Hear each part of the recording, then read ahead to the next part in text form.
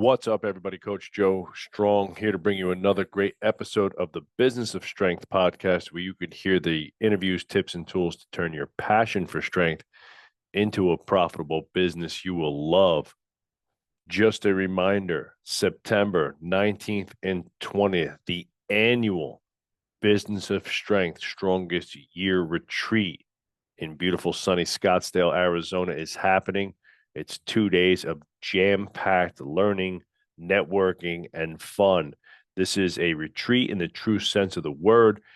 Beautiful location, gorgeous hotel, lunches, dinner, pool party, Camelback Mountain hike, networking, education from some of the top speakers in the gym industry, not these bullshit fluff influencers, real gym owners who are living it, growing it, scaling it, loving it right now. Guys who own multiple gyms, multiple businesses within the fitness space. We're in the weeds right now doing it. Are going to be our speakers, including ourselves, my team, myself, my business partners, Dan and Adam, some of our team members like Coach Big Mike, everybody knows and loves. And we're going to give you the real what's working now, how to scale your business, what we did to open our last gym, the marketing that's working now, how to open up multiple gyms, how to launch your next gym, how to relaunch the gym you currently have, sales focused, launch focused, scale focused workshop for 2 days, and then a whole bunch of fun. You don't want to miss this. Go to businessofstrength.com. You could check us out there, how to work with us. You see the links there for the retreat right at the top. You can't miss it. This is going to be amazing. All right, in this episode, I'm doing a solo show today, and I'm breaking down what it takes to build a great community and brand identity. I'm going to give you the cliff notes. I'm doing this talk for our private consulting group. I'm in a lot more detail, but I'm going to give you the cliff notes, and you can take some notes. As always, you can hit me up on Instagram at Coach Joe Strong. DM me if you need some help. You can schedule a free strategy call with myself, Dan, or Adam to see what you need to work on marketing, sales, business leadership, or just pick our brains on some of the best practices over the last 30 years and what we've learned. This Sunday, or this month, I should say, because it depends on when this comes out. This month, June 30th, is my 48th birthday. Woohoo! This is my 30th summer coaching. 30 summers. Started in 1995 when I was 19 years old. I turned 19, got my trainer certification, started working and training people, never looked back. 30 summers of work, building businesses, helping others build their businesses. We have over lots of wisdom and experience. We've made a ton of mistakes. This is why we do what we do with the Business of Strength, because we want to help uplift the next generation of gym owners and entrepreneurs. A rising tide raises all ships. And the better that you all do, the better we all do as a community of strength. So let's get the brand building and community building. Here's what you need to know. Pay attention. Get your notebook out. Let's get to work. All right. So branding generally tends to be some type of an enigma of, marketing and so forth. People kind of really mistake what a brand is with, a cool logo or, some colors and things like that. And it's really so much more than that. A brand is a combination of the people, the processes, the systems, the look, the feel, the vibe. It's everything. It really is a unique fingerprint. And although all of us are selling training, all of us are working on, squats, lunges, hinges, push, pull, carry, that type of stuff. How we deliver it, the people that make up your brand and business, the culture inside of it, your core values, your mission, all those things together make up your brand. Varsity House is its own unique brand, as are many of the gyms that we work with in our consulting groups. They all have a unique feel and vibe. Okay. My friend Justin's got a great gym down in Florida called Gym Vibes. It's literally a vibe and it's cool. His whole thing is great music, great workouts, great community. He's got some cool look. It's a super laid back type of feel. And it just suits what he's doing down there in beautiful sunny Boca Raton, right? And it's a different thing. It's not VH, right? It's not what we do. So let's kind of get to it a little bit today and figure it out. Steve Forbes of Forbes magazine said the brand, your brand, is the single most important investment you can make in your business. I didn't realize this when I first started, how important branding was, how important it was to have a uniform look, feel, verbiage, systems, things like that. All of those things together equal the brand, right? When you see great brands out there, the McDonald's of the world, the Apple, the Tesla, right? It's a look, it's a feel, it's a personality, right? There's a certain type of person that drives a Tesla. Generally, there's a certain type of people that attract it to Apple products and so forth, like just like BMW, another car company, right? And they portray a certain vibe. And I didn't realize how important that was really until I started, until we opened up our headquarters now where I'm at right now in 2014. We built this big, beautiful facility, and I thought we had a pretty cool brand. And then we had hired Ryan Lee for the day to come down. Ryan Lee's a world-class marketer, expert, email guru. He was one of the first online gurus to make it big in the online space, help launch Mike Boyle, Eric Cressy, Jim, strengthcoach.com, all that stuff. He was the originator of that. And we hired Ryan for a day to come in and help us with some branding, with some, just some company ideas and, some directional stuff. We just needed this guru. And I paid him a shit ton of money to come in for the day. And he really helped us nail down our vibe, our verbiage, and our brand. I took another trip a few years later up to see Ben Bergeron up at CrossFit New England, and he really turned me on to some great ideas about the internal branding to your team, about visioning, about your mission statement, stuff like that. We took another leap forward when we did that. And just as recently as last year, one of my favorite brands in the gym space, Power Athlete, with John Wellborn and the team down there. They do an incredible job of their branding. I've spoken to their branding and marketing expert, Harry. He does an incredible job of making sure that the look, the feel, the vibe, all the things. When you look at something that comes out of Power Athlete, you know instantaneously that it's Power Athlete. It's got that attitude.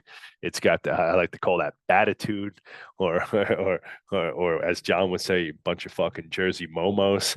And you could just tell that it's Power Athlete. It's well thought out. It's well written. It's well designed, right? And it's got their fingerprint on it, right? So very, very important is to think long and hard about your brand and the consistency of your brand across all your media, whether it's email, social media, flyers, brochures, you're out in the community, right? You want things to pop and look uniform.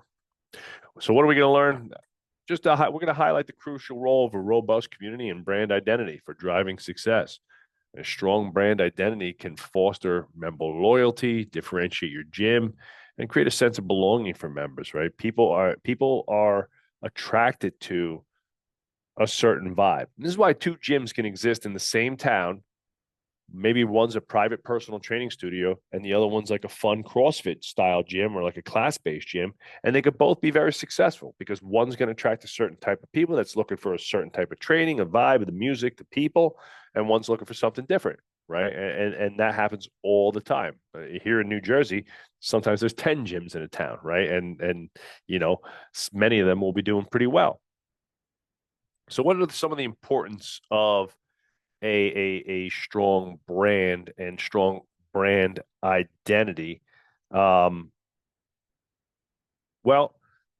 one is consistency and recognition. All strong brands, when you look across the world and the Coca-Colas of the world, and obviously we're talking about iconic brands, Nike, Apple, Amazon, Google, Coca-Cola, Pepsi, right? That consistency and recognition, a consistent brand identity really helps to ensure that all the touch points with members and potential members or customers and potential customers are recognizable and memorable. That consistency helps create a lasting impression, right? One of the laws of human persuasion is consistency. And there's a reason why, even here in New Jersey, where there's some of the best pizza in the world, right? Um, you know, the Domino's still does pretty well because, at 11 o'clock at night, you know what you're getting, right? And you can order that Domino's. Some people like that crap. Not me, but they're busy. That's why every time they open up a strip mall, what do you got? You got a Jersey Mike subs, right? You get a Starbucks, Jersey Mike subs, and a Chase Manhattan Bank. Why? People like that consistency. They like to know what they're getting. Starbucks, in my opinion, is garbage coffee, right? But the app makes it awesome. You know what you're getting. If I get I always, the only thing I ever get from Starbucks is an iced Americano. If I get an iced Americano, it tastes like, bitter burnt toast here in New Jersey and tastes like bitter burnt toast in California. All right. People like that consistency. Jersey Mike subs, arguably, a terrible piece of garbage of a sub. But people like that consistency. Trust and loyalty. A strong, well defined brand fosters trust. When you have your shit together and you have your mission and core values up on the wall like we do, you have branding all over the gym, pictures of clients, success stories, key phrases, hard work, consistency, commitment, strong, confident, capable, those types of things attract people. Okay. It creates a sense of loyalty. It creates a sense of belonging, right? And they want to continue their membership with you. All right. Trust and loyalty is a big one. And it gives you a competitive advantage. If you have a great brand with great colors and logos, a great lighting inside, a cool sign, you a well thought out mission, core values, vision for your team and your growth, right? And where you're trying to go, people are attracted to success. Successful people are attracted to success. People who make a half a million a year plus don't want to go to some shithole. All right. And I had a shithole of a gym, but I was not a shithole of a person. And I had a good brand, a good vision, and I was growth mindset all the way. And I attracted people because they were like, this guy's gonna make it. He's got the juice. He's excited about business. He's excited about helping people. He's excited about his company, his brand. He believes in it. And I went out of my way to promote who we were, what we did, how we helped constantly, right? And that attracted a lot of people to us because of that, right? And Dan had the same juice, and when we partnered up, it was like rocket fuel. All right, so you want to really, it's super important to have a great brand. So let's talk about defining your brand. In my opinion, the most important aspect of defining your brand is marketing to your employees and defining your mission, your core values, and the vision that you have for the growth and future of your business. Now, this might not affect your customers directly at first, but a great mission, okay, that clearly describes the purpose and the primary objectives related to the customer and or your team values is mission critical. I think that you can't spend enough time on this. We've spent tens of thousands of dollars on coaches and gurus and workshops and thousands of hours refining our mission. Okay. And I believe that there's two missions: your outward facing mission, which is the ideological mission, to be recognized as world leaders in strength, to provide results based training for our community, blah blah blah, right? And there's a economic mission. The economic mission is the financial objectives of your company. Your core values are your core values. When Dan and I sat down, and this was a Ryan Lee thing, he helped us define our core values. But when we sat down and defined our core values, it was, what would people say about you? If I called your best friend right now and asked me, hey, can you describe Joe in a few words? What would that be? And Dan and I came up with hungry, humble, committed to personal excellence, and socially smart. Four things that we thought were mission critical, for that were a reflection of ourselves and what we wanted to see in our business, right? If you work here at Varsity House, if you're part of our brand, part of our team, you're going to be hardworking, you're going to be humble and be willing to work with anybody. You're going to be committed to your own personal growth and development, both physically, mentally, emotionally, financially, in all ways. Okay. And you're going to be socially smart. You're going to know when to shut your mouth, know when to speak, know how to speak, and know how to talk to a variety of people in a way that makes them feel good about themselves, because it's the best hour of their day, not your goddamn day. All right. So mission, core values, that's your marketing to your team, your vision for growth, right? Hey, this is where we're going. This is how much money we need to make. That clarity tells people that, man, this place is for legit. If you have no idea what your financial goals are, you don't have clear quarterly objectives, you don't have a big vision for the next 1, 3, 5 years, you don't have that giant 10-year vision out there, right? That's something like so audacious, it's like super attractive, right? Why would I want to come work for you? Why would I work hard for you if I feel like it's just another gym? I'm just another trainer. I'm probably going to be cracking necks and cashing checks for the next decade if I stay here, and all I'm going to do is get paid to train. That sounds like a jobby job, not a career. All right. So if you want to have career people, and I have this discussion all the time with gym owners, how do you have such great employees? You got to pay them. You got to be growth mindset. You got to have clarity, right? They got to be able to see, if I start as an intern at Varsity House and I do X, Y, and Z, I could become, full-time head coach, assistant manager, department manager, facility leader, whatever that looks like, right? And you got to have that well defined, and that's got to be something that you give to people at the beginning of their journey, so they have, hey, this is the vision, man. This is where we're going. This is what we're doing. This is how you fit into that. That's part of the brand. Part of the brand. Are you a career shop with excellence tattooed to your forehead? Okay. Next is brand personality. Every brand has its own personality. Like I was talking about my friend Justin, who's got the company Gym Vibes, cool, laid back. He's a great dude. He's down in Florida. He's catering to high net worth individuals, right? They're not gym goers. They just want to have fun and work out. They know they need to check those boxes. They like training. They like his low key vibe, right? That's his thing, right? What's your brand personality, right? Our friends at Rebel Strength, be a rebel, right? It's about, it's about challenging yourself, about change, about, breaking outside the bell curve from the status quo, right? Those types of things, right? You have to have a brand personality. I think you could spend a lot of time working on this and trying to find what your personality is. And a great way to think of it, because most brands, at least in the small sense of the gym world, right? And when it's still small, probably only have one gym, two gyms, or even a handful of gyms like we do, right? Um, it's still a reflection mostly of the owners, right? So, what's my personality, right? If you were to see me, what's my personality? Maybe it's, me, I'm a little brash, right? I'm definitely hard nosed. I'm definitely hardworking. I'm definitely like old school, like, nose to the grind type guy. What's my personality, and how does that reflect on my brand, my business, and my team? Okay. And really sit down and really define that, right? Maybe ask your friends, like, what would you say about my personality? What would you say about me as a person? Those are my core values. What would you say about my personality? What type of personality? Am I fun and outgoing? Am I the life of a party? Right? What are those things? And maybe you could inject that into your business. Next up is visual identity. Do you have cohesiveness across all outlets? This is something we struggle with. We different logos, different slogans, sometimes different colors. I used to bug out back in the day on like our visual guys, because it'd be like something completely out in left field. Like, guys, that's not our brand. I flip out on the front desk girls. We order in clothing. We got pink and red. And I'm like, what is that shit? Those are not our colors. It's black, gray, white, red, right? And if it was up to me, there would be one color. It's black and white. That's it. Those are the brand colors. Get it straight. Okay. That's the brand. That's it. Okay. That's what we've hung our hat on. That's what we're staking our flag.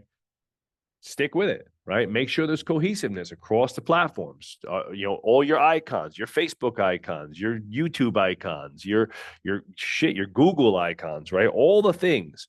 Do they match up? Or is it telling a different story everywhere? Do you have old logos, old verbiage, things like that, right? When was the last time you updated that stuff? Okay, next up in the brand strategy is storytelling and creation. Telling the story invites people in. I've done many podcasts, entire workshops on marketing. I'm not going to go down the rabbit hole of marketing. You've all heard one of my absolute favorite marketers on planet Earth is Donald Miller, Story Brand. Read all his books, study his stuff. In my opinion, he's the best. It's the most translatable to the gym business and fitness journey that most people have.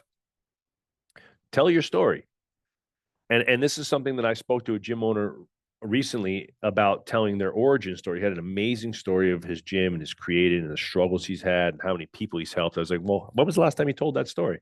He's like, oh, I don't know. It was years ago. I was like, well, you got to tell it. I mean, the 50 new clients that you signed up in the last couple months, they'd never heard that story, right? So you have to repeat those types of things. When you look at like Nike and you look at like BMW and you look at Apple, they're always talking about the good old days and back in the day. You know, when Nike started, I was selling sneakers out of the trunk of a car, right? It's like, oh wow, cool.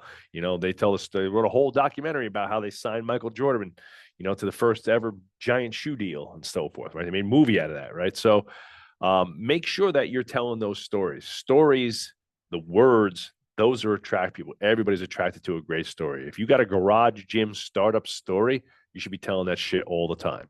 All right. If you've helped hundreds of people transform their lives, you can't tell that story enough. Tell it all the time. Okay. Have a content strategy. I was meeting with a gym owner recently, and they had one piece of marketing, digital marketing. They're running ads, but that's not a content strategy. That's just, I'm running ads. I'm paying for ads. What about email? What about joint ventures? What about a monthly cadence? What about defensive marketing, reactivations, referrals, upgrades, things like that? Where does all that fit into the life cycle? You have to have a strategy for producing content, releasing content, monthly, quarterly, holidays. What are the seasons of the year, and how are you transforming your content? Tips for summer, tips for holiday eating, how to stay fit on vacation, you name it, right? What are those content pieces that you're curating and that you've outlined? That should be done before January 1. You should have already looked at your year. You should have inked 4 or 5 key topic headings for each month and narrowed that down. And now we know, all right, we're going to do this for January. We're going to do this for February. These are our themes. These are our ideas for content. And we're going to help get that brand message across, right? And last but not least, on the storytelling and content creation is member spotlighting, right? Constantly spotlighting your members. That's critical, right? I see too many gyms and gym owners posting pictures of them working out. Nobody gives a shit. I'm strong. I'm not that strong. Nobody cares about my 315-pound bench press. Nobody cares about a 405 deadlift. Nobody cares about that. Like, what does that tell anybody? All right, great. Coach Joe can lift some weights at 48 years old. Who cares? That's great, big deal. There's guys out there to deadlift 1,000 pounds. I'm not competing with them, right? So what does now, if you want to turn it into a really good instructional video, a la like Jeff Cavalier or something like that, where you break down the anatomy, you talk about how these exercises help lead to X result, that's a different thing. Now that's real content. But posting a picture of you working out, that's bullshit. All right, that ain't doing nothing. That's just a way. That's just you thinking you need to post something on social media and not having a really good content strategy. So you're just posting out a bunch of bullshit. Okay. And there really isn't a place for that. So I can't tell you how much that irks me when I look at someone's social media and all I see is pictures of stupid shit working out. Spotlight your clients. Here's Jane, here's Mark, here's Bob, here's Amanda, right? 50 workouts, 100 workouts, lost 10 pounds, did their first push up, hit their first pull up. All those things are the things that clients care about. Spotlight your members constantly. Here's a couple community building strategies. Member engagement. What about events, challenges, workshops, member participation, right? Really foster a sense of community. When was the last, here's a super simple one. Here's one of our simplest ones as part of our SWIFT protocol, right? If you remember, SWIFT is our body language protocol. It's our coaching delivery protocol, everything but the X's and O's. Smile, work the room, instigate success, foster friendships, and be thankful and thankfulness. That's our SWIFT protocol. And part of that is foster friendships. Here's the simplest thing that you can do to help build community in your gym. A new client signs up, they come to their first class, you clap it up, right? You do your whiteboard breakdown, you clap it up. Hey, everybody, here's Joe. Joe's our newest member. He just joined the gym. Joe, I'm going to partner you up with Dan. Dan's been here for a little bit. You can do your warm up with him. He's going to kind of show you the ropes. Dan, you mind just giving Joe a quick hand here? Introduce the two of them. Hey, Joe, hey, doing? I'm Dan. I've been here for a couple of years. Great to meet you. You're going to love it here. You just instantly improved their community. You made the uncomfortable nature of showing up to a gym in front of a bunch of strangers way less uncomfortable, and you just add them to the community, right? Have a private Facebook online community, right? That's number two, right? Create an online group. Our Facebook online group is popping. Constant client success, tips, tricks, and tools, clients jabbing back and forth and posting their own stuff. It's become a real sounding board for the community. And it's a, let's call it a safe space for our members only to, post and ask questions and things like that. And it's been a great addition to our community. Exclusive perks is another one, right? If you have members, they're already spending money, time, and attention with you. Give them the best deals on stuff. Make sure that your best deals are saved for your people, right? And you're going to have free stuff, exclusive deals, a members only event, right? Things like that, that is going to help benefit them, right? Like, we run happy hours once in a while. We take the bar, we do a coffee truck once in a while, right? And those are member only events. Hey, we're doing this for you. We love you. Thank you. Hey, we brought in a coffee truck for the day, basically Starbucks lattes on Starbucks on wheels, but way better. Our friends over at Together, thank you so much for helping us out. And that guy sat out there and made 100 coffee drinks for our community for the whole morning on a Friday or Saturday, and everybody loved it, right? And they loved it. And it's just a freebie, right? Things like that. Get them talking about your business. Wow, my gym today had a coffee truck outside, and everybody got free lattes for everybody. It was awesome, or free coffee drinks. He made everything. It was awesome, right? Personalizing your member experience is another big one.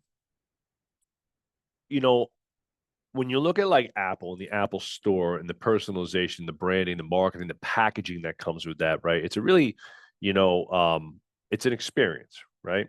And when you look at like when you sign into your Apple, it says "Hello, Joe," right? And it's like all those little things are part of the brand, right? And it's part of why I'm attracted to Apple because my phone, my watch, my computer, my iPad, when I set them up on my desk, they all just talk to each other and like, "Hello, iPad. Hello, I detect Joe's phone. I detect Joe's Apple Watch. Would you like me to sync these amongst all of your devices?" It's like super, super easy. That's part of their brand, right? Bridging the gap between technology and humans, right? Bringing people together, right? A sleek, simple look. All those things make a difference, right? So here's what we do: individualized attention, right? Are you providing personalized fitness goals, fitness plans? Are you just a workout spot? Or are you providing individualized attention? For here, this is a personal training gym. It's all about individualized attention, custom plans, regular check-ins, progress tracking, attendance tracking, right? Making a big deal about PRs and milestones. Those things make a difference. Feedback mechanism, right? Sending surveys, asking questions, having a complaint box even, right? Or a question box. All those little things. What is your feedback? How are you getting or you asking your clients what they want? When you send a survey, it tells the clients that you give a shit about their opinions. Some of the responses are crazy, but some of them are great, and we get a lot of insight into what the clients want. And when we send a survey specifically about a class time or a new class, or like, let's say we want to do something special. Hey, would you rather have a coffee truck, breakfast, brunch party, or a workshop or whatever? And everybody's like, "Oh, the coffee truck." Right? It's like, "Okay, great. Hey, we heard you. We know you love the coffee truck. We're gonna set it up with our friends at Together for this date. Thank you so much for your feedback. We really appreciate it. You asked, you asked, we answered, right? That type of stuff, right?" And it's like, wow, okay, great. That's awesome. They're doing what we asked them to do. Okay. And then lastly, recognition and rewards. Do you have pictures of your clients on the walls? Do you have a reward board? Do you have a attendance reward system? Do you have a we have our 500, 1,000, 1,500, 2,000 check-ins, right? We have people that have been 6, 7 years of 4 or 5 days a week. We even go as far as like 25, 50, 100 for the newbies, right? And what is some recognition and reward that people are getting? Member of the month, member of the year, right? Those types of things. We have our summer stud that we've done since the beginning, right? We give, a kid a heavyweight belt at the end of the summer for who had the best, summer training, program. Those types of things make a huge difference in making them feel special, making them feel like that it's not just a gym. It's not just transactional about taking my money. It's about really being a part of something, right? Varsity House is special. This place is special. And I know it is because I have literally dozens of former middle school to high school to college athletes who are now moved back to the community and are having having families of their own who are like, hey, one of the first things we did was join back to the gym. When we moved back to the community, we joined the gym because I know how much this place impacted me, and I know how much it's going to help impact my family. And as soon as my kids are old enough, I want them training here too, right? And I have lots of ex former athletes who have young kids who are training in our youth program and stuff like that. And that makes me feel super special. That's the goal. That's the community goal you're looking for. Do your old clients come back and say, hey, this place will always hold a special place in my heart and was a big part of my success as a kid, as an athlete. And I want my kids to experience the same thing. To me, as an OG, as a business owner, when I look at my legacy, shit, that's the legacy right there.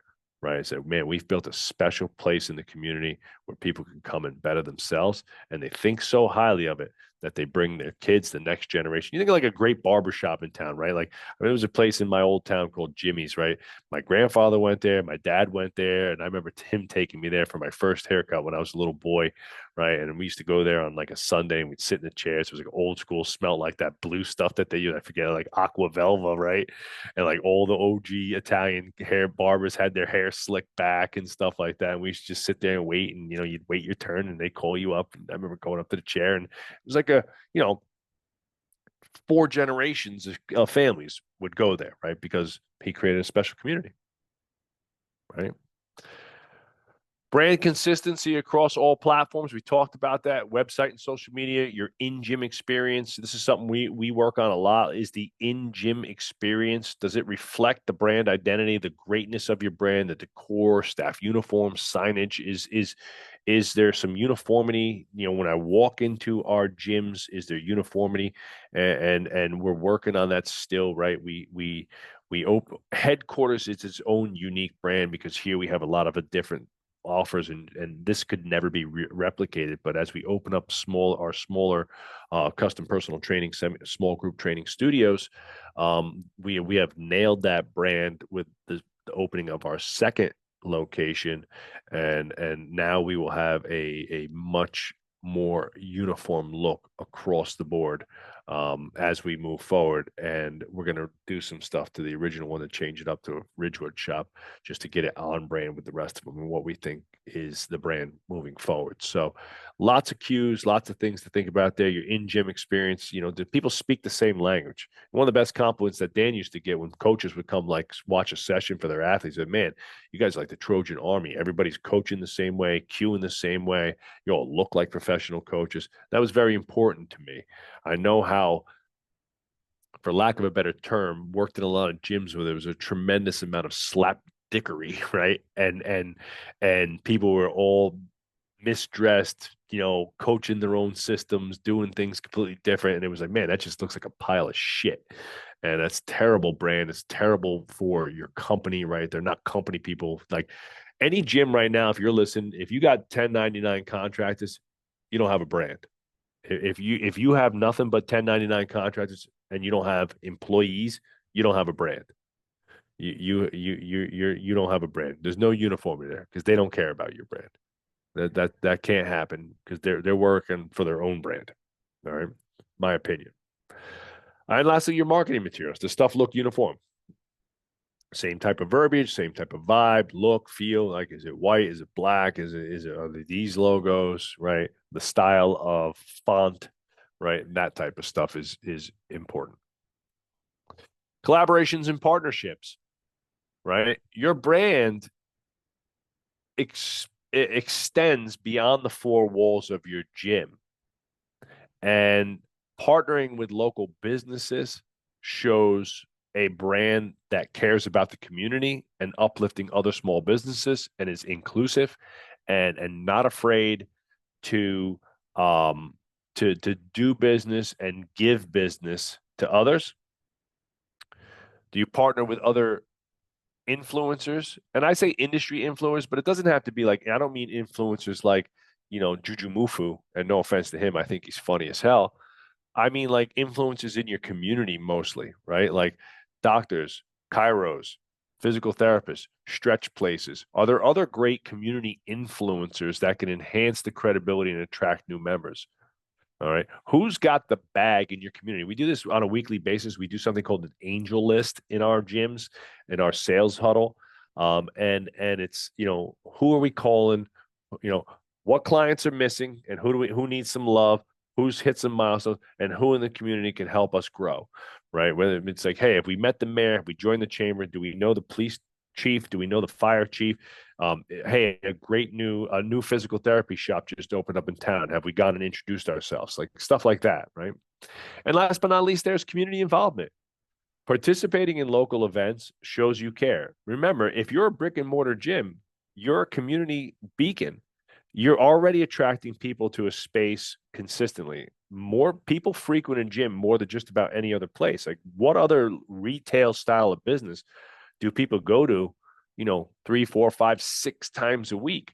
Not the sneaker store, not the eyeglass store, maybe Starbucks, right? That maybe the local coffee shop is a frequent flyer type place, but there's not too many, right? Most restaurants people go to like, once or twice a month. Okay. So the gym is a real unique thing as it circulates members constantly throughout the week, right? And that's something that's great for the community. And I always, it's one of my pitches to landlords and or the other tenants in a building we move into. Hey, I'm going to bring 150 really great clients to this facility, and most of them are going to come roughly 2.5 times a week. So it's going to be about 400 people, individual, it's going to be 400 check-ins a week in this facility, bringing business to our building, right? So whether you're the nail salon, the deli, the caterer, or whatever it might be in that building, right, it's going to help, right? All right. Last but not least is measuring success. Branding is important. Words are important. Look is important. But you have to have KPIs and metrics. Member retention is probably the number one indicator of a strong brand and culture. New member signups, obviously, people like and love what they're seeing. Event participation. If you have 400 members and you have an event, do 20 people show up or do 150 people show up? Those are things that'll give you clues. And this is why we like the surveys, right? If you're thinking about having an event at your gym, maybe survey your community first. Just make sure it's something they want to do. Right. But you have to measure success, social media engagement, social media click-throughs. Obviously, if you're running ads, you can get a lot of data from your ads manager, right? And you want to know your cost per lead. You want to know your call. You want to know your average click-through rate. You want to know your average monthly call. You want to have all that stuff. What is the average cost of acquisition of a client? All that stuff. You need to know all that. All right. And lastly, regular reviews, right? Conduct reviews of your branding. I'm on this like white on rice. So I'm constantly looking at ways to improve the brand, the look, the feel, the vibe on a quarterly basis. And I specifically have two offsites, one a mid-year and an end of year offsite to work on the brand. I will lock myself in a room a lot of times and I will redo our Google My Business pages, touch up the website, send it over to our media team. Hey, we want to change some things. This is no longer on brand with us. We want to change some of this. This is old stuff that we used to think about and say about, but we don't really do it anymore. Blah blah blah, things like that, right? So, just like with your employees, if you hire somebody and you just let them go and you never give them key KPIs and metrics and measurables as to how they're going to be successful in your business and you don't review them, they will tank. Okay. That's a fact. All right. No meetings, no KPIs, no reviews, tanking employee. Right. Again, not a brand. People that they're working for themselves. If that's the case, they're just worried about, hey, I'm just cashing a paycheck until I can do my own thing. All right. Same thing is true for your marketing and your branding and your sales. You got to measure it all, right? The more data, the more power you have. All right. So those are some keys to building a strong brand and a culture and brand identity. That's the cliff notes for today. And I hope you enjoy it and you take some clues from this. If you have questions, like I said, you could DM me at Coach Joe Strong on Instagram, or send us a message at bos@varsityhousegym.com, and we'll answer all your questions that you have. I'm happy to help. This is what we do. This is the business of strength. Don't forget, annual gym business retreat, September 19th and 20th, Scottsdale, Arizona. Link in the bio. Have a great one.